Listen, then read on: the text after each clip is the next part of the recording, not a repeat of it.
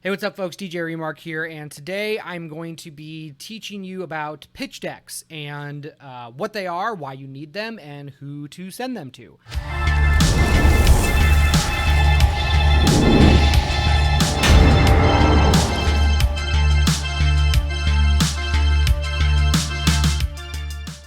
They're actually really important pieces of information that help to give potential investors and producers an idea of what your movie is, what it's going to look like, what it's about, and some of the cast and crew attached to the film, if they are.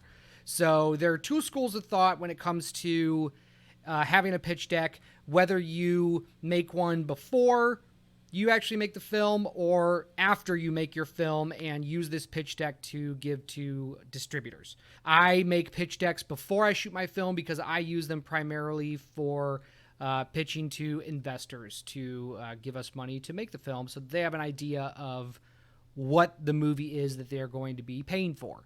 So, what is a pitch deck? Well, I just told you. It's essentially a catalog of information about your movie with any attached talent, whether that be cast or crew, the look that you're going for in the film, and the synopsis. And then also a little bit about who you are. So what I'm going to be doing is showing you guys the pitch deck for the Hellgate, and then I will even have a link to this pitch deck in the description of the video so that you can actually go look at it and see what you want. And if you want to just rip everything off of my pitch deck and put it into yours, fine. Just make sure that you change all of the relevant information. Before we get into it, I'm going to recommend that when you are thinking about the design of your pitch deck, you should probably consider a graphic designer. They are going to make this look as good as it can with all of the same branding that will go into your film, and all of the pages will look the same, and it will be designed with a professional's mind behind it.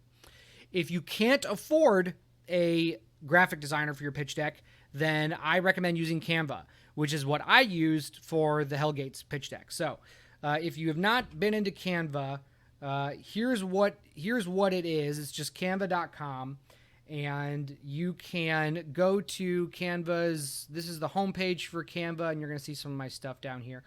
But if you go into Canva, you can search pitch deck, and it will give you some suggestions, pitch deck presentations. And what this is this is going to give you some templates that you can use for pitch decks, and you can just open one of these templates and just fill in your information. I have a paid version of Canva, but the one that I used for the Hellgate is actually free. So I didn't use one of these recommended templates. I just used a 16 by 9. I just used a 16 by 9 project and went from there. So here's your cover page. And the cover page is important because this is the first thing that investors or distributors are going to look at, and they're going to want to see what they're actually looking at, what the relevant information is. So we have the title of the movie, official pitch deck, and then your logo down here if you have one. And then I used a background of a graveyard because a good portion of the Hellgate takes place in a graveyard, and the graveyard is the relevant location for this movie. And so then next, what you're going to give is, again, just the title, and then a log line or a just 1 or 2 sentence description of the movie. Aspiring YouTube influencers discover a terrifying new source of content when they accidentally film a ghost, leading them on a dangerous journey, forced to confront the deadly secrets of a graveyard that's more than just a final resting place. So that gives, a brief synopsis of what the Hellgate is. So in business, because this is what film is. So there's the film business. And as indie filmmakers, we, especially now, need to be as much business-minded as we are creative-minded. I am one of those people that business does not come to him, or I should say, business does not come to me easily. I am very much the creative type where all I want to do is make my fucking movie and have somebody give me money for it. And I will give them the vision, and then they can sell it and they can do all the business. That's me. But that doesn't work anymore. Filmmaking right now, especially indie filmmaking, is way too accessible. And the people that are going to get ahead are those who also have the business mind. So when it comes to selling something, when you're selling somebody something, what you're actually doing is you're giving them a solution to a problem that they have. And for a set fee, they can buy the solution to the problem. So that's what I did for this first page. And you probably don't want to use this because it's aging. This Vulture article is aging. It's still relevant to the horror scene today, but I think you should do a little bit more research. And for my next project, I'm actually going to be updating like what this problem is in horror, and really how it's not necessarily a problem in horror, but it's a problem with filmmaking and Hollywood and just mainstream right now. And so why people should be investing more in indie than they should be investing in Hollywood. But for this film, I took an article from Vulture about the problems that horror has been facing and how they're way too much spectacle and not enough substance anymore. And so the solution to this is the Hellgate. And I write exactly why or what about this movie is so different, the pros of the movie, and the takeaway, what exactly you're going to be getting for this movie. And then we also set down, we say here, this is the very first time we say the actual budget of the film, which is $120,000. So people are going to ask, why the Hellgate? Why this movie? Well, the Hellgate is an 1.5 hour long horror movie. It's not one of these 2.5, 3 hour long movies that you're going to have to actually make an event for to watch. It's very quick. It's going to be 90 minutes, maybe 100 minutes, and get in and out, have some fun, and, have a good horror movie. Some of the special things about the Hellgate that we want to do, it's set in modern times, but we're giving it a very 80s aesthetic, which that's always been something that I've been a fan of, is the 80s aesthetic, and especially in horror. And that's something that I want to give to my movies. So when people watch a movie by Bloodscribe Creations, or they watch a movie by DJ Remark, they're going to get a movie that looks like it was made in 1986 or 1987, somewhere like there, like the late 80s, mid to late 80s. And this is actually a trending thing. And part of me is like, I don't like being trendy. But the other part of me is like, good, because, studios like A24, and even some Blumhouse movies are doing this because it sells, and people are like into this 80s aesthetic now. And so lean into that. As a business mind, if it's trending, you want to lean into it because that's what people are buying. So that's part of what's good about this film. And then we try to give you some different experiences that you might have had that are similar to this film. So we invoke Glenn watching Tina get flung around in the air by Freddy in Nightmare on Elm Street. And then we also invoke the rush of adrenaline that you get right before a concert, because a lot of what this movie is very much involved in heavy metal and horror movies. So we say energetic, cinematic, rooted in character. The Hellgate is a love letter to 80s horror movies and metal music. So that's exactly what it is. So that's why we invoke all of these things. And then we also tap into the fact that female-led horror films are an increasingly invaluable commodity in today's market. This is true, and that's not necessarily why I wrote the Hellgate with 2 female leads, but it is a positive when trying to sell a film. And then, so this is another page why we should make this film, because people, when they're investing, $120,000 is, in Hollywood terms, nothing. But in indie terms, it's a pretty hefty budget, especially for a first film. But we break down why it is something that we think is a good budget for the film and where we are. So this is where we break it down. Another thing, because again, this is something that we're going to be pitching to business people, we want to give them the market. What are the advantages? When you're investing in horror film, or when you're investing in film, film is a very high risk and high reward investment. However, the majority of films don't make money. So why would anybody in their right mind invest in a movie? Well, to sort of put some sugar on that, horror films are the most profitable genre in filmmaking. And I have in here a little link that, that the American film market that proves, or doesn't prove, but shows, gives some stats. Oh my God. It gives some statistics and helps to soften the blow of a investment into a movie. This chart here shows that horror films have a likely profit of over 50%. So whatever your budget is, the fact that it's a horror movie, you're going to make over 50% of your money back just because it's horror. That's not a guarantee, but these are the trends, because here's possible loss, likely loss. So here we go. So this is, these are the possibilities. But horror, and followed closely by adventure, is the one that has the most likely profit in investment. So that is what people are going to want to see. The next thing you want to do is you want to have some comparable films. And the more modern comparable films, the better. We had to go back a little bit because I was really more concerned with the look and the story similarity and also commercial success. So the comparables to the Hellgate, if you're looking for similar movies to the Hellgate, you're going to look at Final Girls, you're going to look at Ginger Snaps, you're going to look at Deathgasm. And the reason for this is because Deathgasm, I'll just go from right to left.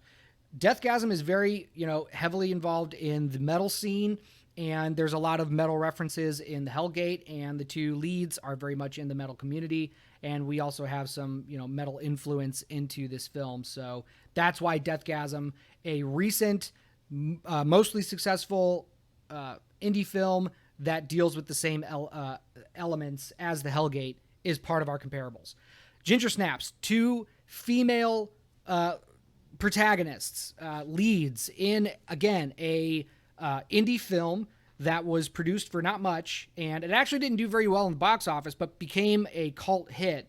If you are a horror fan, you probably have seen Ginger Snaps or have at least heard of it.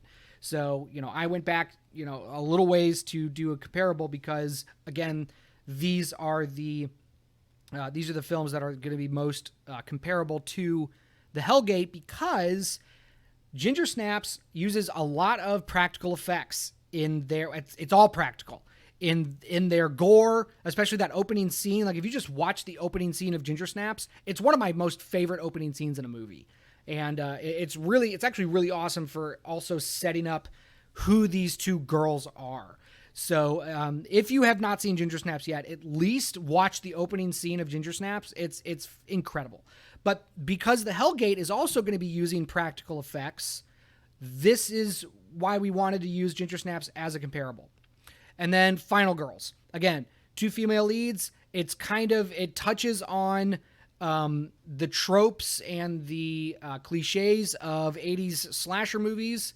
And our film, The Hellgate, also touches on a lot of tropes and cliches in horror and metal. So it's very similar. And then I also have down here, to sweeten the pot some more, some links from NPR, from Gizmodo, of horror is the best deal in Hollywood, and then why horror films are the best investment in Hollywood. Because what we want to do is we want to make it as comfortable and as easy of a choice to have investors go, okay, I want to invest in this film. It's the best deal in Hollywood. People other than this guy who's asking me for my money also believe in horror films, and this is how horror films get made. And it's a quick in, quick out, essentially, in terms of relevance. So then you will go into what the Hellgate is. So the Hellgate is about two YouTubers struggling with success, accidentally capturing footage of a ghost, and dealing with the deeper consequences. The genre is horror, and then our market is North America and Europe. And then here we did a photo shoot of our two leads. This is Bridget Linda Froming and Emily Danny playing our Lillian and Stacy characters. These are our two leads.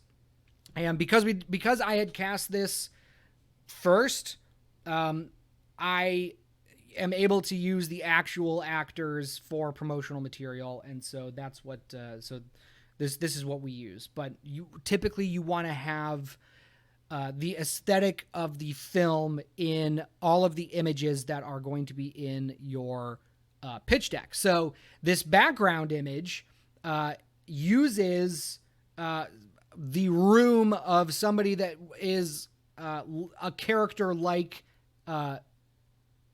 Bridget and Emily's characters, like Lillian and Stacy, that have all these band posters and flags, and they have guitars and they have all this stuff. And that's why we use that background image. And then you're going to give a synopsis of your film. I'm not going to read the whole thing, but you have to have a synopsis of your film. Even if you're pitching or you're using your pitch deck and your film isn't done yet, you still need to know what the story of the film is, or your script isn't done yet. You still need to know what the story of your film is before you can pitch it, because gone are the days where you can just go up to somebody and go, I got a great movie. It's going to star this person, and this is what it's about. We want pre-production. Give me $1 million. That's gone. People are going to want to read a script. They're going to want to know what the story is. They're going to want to know exactly what they're getting into. And then here's some details. The Hellgate will be shot predominantly in the state of Florida to take advantage of available tax credits, which there are very few. So I'm going to kind of go off on a rabbit trail here, but part of my mission in Bloodscribe Creations and in Florida is to help to cultivate the film scene here and make it easier for both indie and mainstream features to be made here. Florida and the city of Jacksonville right now are just not friendly to filmmakers, and I'm gonna say that because it's true. We do have a film commission down here. We do have a bunch of nonprofit film groups, but as far as getting legislation passed to help with the tax burden and everything else that goes into filmmaking, and just making it more, just giving some more incentives to bring films to Florida. That is part of my mission with Bloodscribe, is to help to cultivate that scene and show the legislators in the city and the state that good films can be made here. So that's what it is. So, all right. So that's my rabbit trail. Coming back here to details. The theme of the movie is Curiosity Killed the Cat. So if you're not familiar with story themes, I would definitely go look that up and, get familiar with story themes, because that will always help you with your writing as well. Again, what our budget is. And then what are some profits that we think we can get from this movie? So we believe that our film will thrive through streaming services such as Netflix, Amazon, Hulu, HBO Max, which is now Max, and Shudder. We expect to have a great festival run, create a buzz for the film by submitting to top festivals such as Screamfest, Atlanta Horror, Boneback Comedy of Horrors, and Slamdance. So that's just to give like a dream scenario, right? So the likelihood of the Hellgate ending up on Netflix, Hulu, Max is slim. It's not out of the question. It could happen. I mean, anything could happen. However, we are focusing more on getting distribution through more independent distribution companies and getting the buzz in these festivals to garner popularity for the film. So that's what our initial profit, I guess, outlook is. And then you want to have a lookbook. So what a lookbook is just random images, whether those are from other movies that that have a similar look and feel to the movie that you're making. If you have already made some short films, or if you already made other movies and all of your movies have that same look, then I would include those as well. So as you can see in our lookbook, I do have a shot from What It Takes. I have a shot, the iconic shot from Good Works down here. I have a shot of one of the vampires in the music video that we did. And then I also took some stuff off of the internet. Obviously, this is from Nightmare on Elm Street, Poltergeist. This is just a random ghost thing from Google. And then again, you want to have a good lookbook. So this is highlighting some of the practical effects that we want. We took a shot from, one of the comparables, and then just the types of things that we're going to be looking for that you can expect in this movie that have been used in other movies. And then we have our investment proposals. This is something that you're going to be, so when you're asking for money and you are asking and you want to offer, your return, what is this going to be? And I'm going to minimize this so that you can kind of see it. But